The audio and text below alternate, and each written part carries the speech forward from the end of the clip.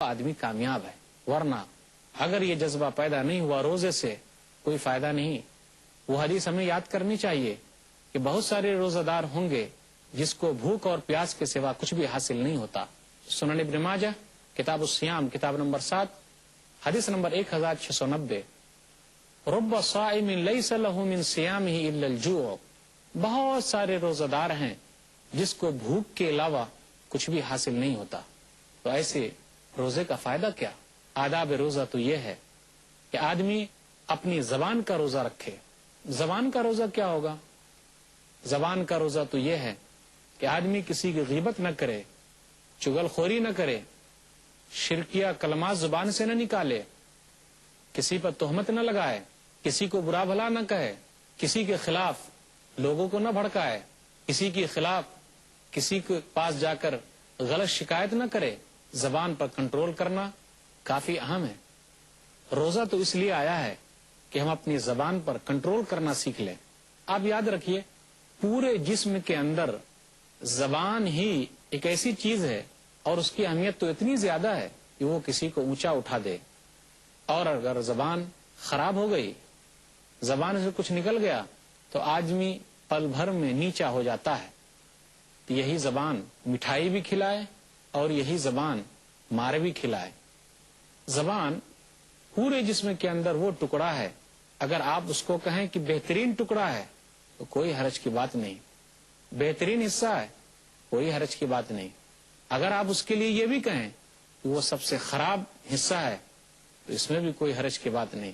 سب سے خراب جزو ہے پورے جسم کا، جس سے تمام حصے جو ہیں جسم کے پناہ مانگتے ہیں، وہ کون ہے؟ یہ زبان ہے۔ زبان درست رہے، صحیح رہے تو آدمی کامیاب ہو جائے، اور زبان خراب ہو جائے، میٹھی بول نہ بولے تو آدمی پل بھر میں کسی کی نگاہوں سے گر جائے۔ تو یہ ہے زبان کی حفاظت کرنا۔ اور یاد رکھیے، ہماری زبان سے جو بھی چیز نکلتی ہے اس کی بڑی اہمیت ہے۔ اللہ نے کہا سورہ قاف سورہ نمبر 50 آیت نمبر 18، ما یلفظ من قول الا لدیہ رقیب عتید، کہ ہماری زبان سے جو بھی لفظ نکلتا ہے اس کے لیے ایک نگران متعین ہے، محافظ، اور وہ اس کو لکھ لیتا ہے۔ تو اپنی زبان کا غلط استعمال نہ کیجیے۔ عام طور پر بھی نہیں کرنا چاہیے، لیکن روزے کی حالت میں تو اور نہیں کرنا چاہیے۔ نبی صلی اللہ علیہ وسلم نے کہا، صحیح بخاری کتاب الصوم کتاب نمبر 30 حدیث نمبر 1903، من لم یدع قول الزور والعمل به فلیس للہ حاجۃ فی ان یدع طعامہ وشرابہ، جس آدمی نے جھوٹ بولنے اور جھوٹ پر عمل کرنے سے اپنے آپ کو نہیں روکا، اللہ کو کچھ بھی ضرورت نہیں ہے کہ وہ بھوکا پیاسا رہے۔ اس آدمی کے بھوکا پیاسا رہنے سے اللہ کو کچھ بھی ضرورت نہیں ہے۔ اگر اس آدمی نے جھوٹ بولنے اور جھوٹ پر عمل کرنے سے اپنے آپ کو نہیں روکا تو دیکھا آپ نے، زبان کا روزہ یہ ہے۔ یاد رکھیے، زبان کا روزہ تو اس وقت اور زیادہ اہم ہوتا ہے جب کوئی آدمی ہمیں گالی دے، کوئی ہم سے لڑائی جھگڑا کرے۔ غور کیجئے اس بات پر۔ آئیے نبی صلی اللہ علیہ وسلم کی ایک حدیث پر غور کریں، وہ یہ ہے صحیح بخاری کتاب الصوم کتاب نمبر 30 حدیث نمبر 1904، وَإِذَا كَانَ يَوْمُ صَوْمِ أَحَدِكُمْ فَلَا يَرْفُثْ وَلَا يَصْخَبْ فَإِنْ صَابَّهُ أَوْ قَاتَلَهُ فَلْيَقُلْ إِنِّي امْرُؤٌ صَائِمٌ، جب تم میں کا کوئی آدمی روزے سے رہے تو دل لگی کی بات نہ کرے، فسق و فجور کی بات نہ کرے، اور اگر کوئی اسے گالی دے دے یا اس سے لڑائی جھگڑا کرے تو اس کو چاہیے کہ وہ یہ کہے میں روزے سے ہوں۔ اگر وہ ایسا کہتا ہے تو وہ دو پیغام دے رہا ہے۔ یہ پیغام دے رہا ہے کہ روزہ دار کا کام لڑائی جھگڑا کرنا نہیں ہے، روزہ دار کا کام گالی دینا نہیں ہے، یا پھر وہ یہ پیغام دے رہا ہے کہ میں روزے سے ہوں، میں ایسا کام نہیں کر سکتا۔ اچھے لوگوں کی نشانی نہیں ہے، روزہ داروں کی نشانی نہیں ہے، روزہ دار کی علامت نہیں ہے وہ لڑائی جھگڑا کرے، وہ گالی بات دے، ایک دوسرے کو برا بھلا کہے۔ ایسا نہیں ہو سکتا۔ یہ زبان تو اتنی اہم ہے کہ اس کی وجہ سے بہت سارے لوگ جہنم میں جانے والے ہیں، اس کا نقصان اتنا زیادہ ہے۔ سنن ترمذی کتاب الایمان کتاب نمبر 38 باب نمبر 8 حدیث نمبر 2616، معاذ بن جبل رضی اللہ تعالیٰ عنہ سے نبی صلی اللہ علیہ وسلم نے کہا، اے معاذ، لوگ جو جہنم میں جائیں گے اکثر جانے والے ایسے ہوں گے جو اپنی زبان کی کٹائی کی وجہ سے جہنم میں جائیں گے۔ اس لیے ہم سب کے لیے ضروری ہے کہ ہم لوگ اپنی زبان کا روزہ رکھیں، جھوٹ بولنا چھوڑ دیں، جھوٹ پر عمل کرنا چھوڑ دیں، جھوٹ کی کھیتی باؤ کرنا چھوڑ دیں، لوگوں کو جھوٹ کی طرف بلانا چھوڑ دیں، غیبت چغل خوری سے دور رہیں۔ یہ ہے زبان کا روزہ۔ اب میں چند باتیں آپ کے سامنے دل کے روزے کے تعلق سے رکھنا چاہتا ہوں کہ آدمی صرف کھانے پینے سے باز نہیں رہا، اپنی بیوی سے ملنے سے باز نہیں رہا، بلکہ اس کے لیے ضروری ہے کہ اپنے دل کا بھی روزہ رکھے۔ اور دل کا روزہ کیا ہے؟ شرکیہ کلمات کو دل میں نہیں رکھنا ہے، توحید کو اپنے دل میں جمانا ہے۔ کینہ، کپٹ، حسد، جلن، بغض، عداوت، دشمنی، کسی بھائی کو حقیر سمجھنا، کسی سے جلنا، کسی سے حسد کرنا، کسی کو حقیر سمجھنا، ایسا نہیں ہے، یہ نہیں کرنا ہے۔ روزہ رکھتے ہوئے تو اور نہیں کرنا ہے، ویسے بھی نہیں کرنا ہے، لیکن دل کا روزہ تو یہ ہے کہ آدمی تمام شرکیہ باتوں سے دور رہے، کینہ کپٹ سے دور رہے، حسد سے دور رہے، جلن سے دور رہے۔ نبی صلی اللہ علیہ وسلم نے کہا تھا، صحیح بخاری کتاب الایمان کتاب نمبر 2 حدیث نمبر 52، کہ پورے جسم کے اندر وہ ٹکڑا ایک ایسا ہے، اگر وہ سیدھا رہے گا تو ہر چیز سیدھی رہے گی، اور اگر وہ ٹیڑھا ہو گیا تو ہر چیز ٹیڑھی ہو جائے گی۔ مائی ام سلمہ نے نبی صلی اللہ علیہ وسلم سے کہا کہ آپ صلی اللہ علیہ وسلم یہ دعا بہت زیادہ پڑھتے ہیں۔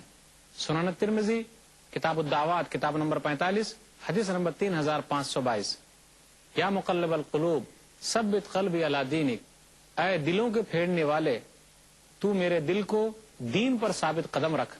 تو نبی صلی اللہ علیہ وسلم نے کہا، اے ام سلمہ سن لے کہ لوگوں کے جو دل ہیں وہ رحمان کی انگلیوں کے درمیان ہیں، فمن شاء اقام ومن شاء زاغ، وہ جس کو چاہے درست رکھے، وہ جس کو چاہے ٹیڑھا کر دے۔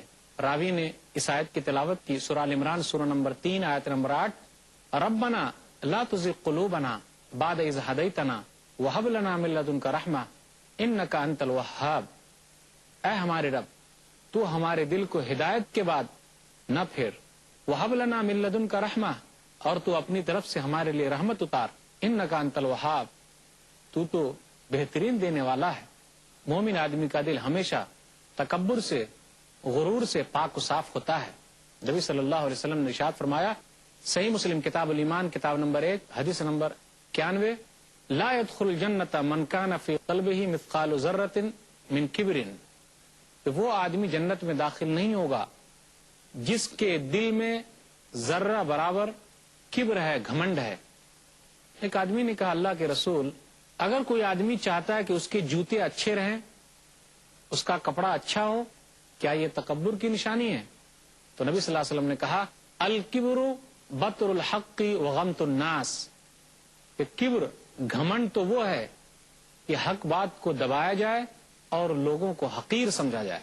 مومن آدمی کا دل ہمیشہ تواضع، خاکسار ہوتا ہے، وہ اپنے آپ کو بڑا نہیں سمجھتا، تکبر اور غرور کے ساتھ نہیں چلتا، تو اس کے دل میں یہ چیز نہیں ہے، وہ جانتا ہے، اس کے لیے سخت وعید آئی ہے۔ مسند احمد جلد نمبر 2 صفحہ نمبر 118، من تعظم فی نفسہ ومن اختال فی مشیتہ لقی اللہ وہو علیہ غضبان، جس آدمی نے اپنے نفس کو بڑا سمجھا اور چلنے میں تکبر اختیار کیا، وہ اللہ سے اس حالت میں ملے گا کہ اللہ تعالیٰ اس آدمی پر غصہ ہوگا۔ مسند احمد جلد نمبر 2 صفحہ نمبر 340، کسی مومن آدمی کے دل میں بخیلی اور ایمانداری ایک ساتھ جمع نہیں ہو سکتی۔ تو مومن آدمی اس طریقے سے اپنے دل کا روزہ رکھتا ہے کہ تکبر نہیں کرتا، غرور نہیں کرتا، گھمنڈ نہیں کرتا، بلکہ ان تمام چیزوں کو اپنے دل سے نکال دیتا ہے۔ وہ کینہ کپٹ کو اپنے دل میں نہیں رکھتا، بلکہ تمام چیزوں کو باہر پھینک دیتا ہے۔ روزدار آدمی اپنے دل کی صفائی کرتا ہے، اپنے دل کو صاف رکھتا ہے، کیونکہ وہ اچھی طریقے سے جانتا ہے کہ اس دل کا مالک اللہ ہے، نہ جانے کب اللہ تعالیٰ اس دل کو کس طرح پھیر دے اور اللہ تعالیٰ اس دل کو کس طرح موڑ دے، کوئی نہیں جانتا۔ یہی وجہ ہے کہ نبی صلی اللہ علیہ وسلم ہمیشہ دعا کرتے تھے کہ اے اللہ اس دل کو تو دین پر ثابت قدم رکھ، روزہ دار اچھی طریقے سے جانتا ہے کہ یہ رمضان کا مہینہ ہے.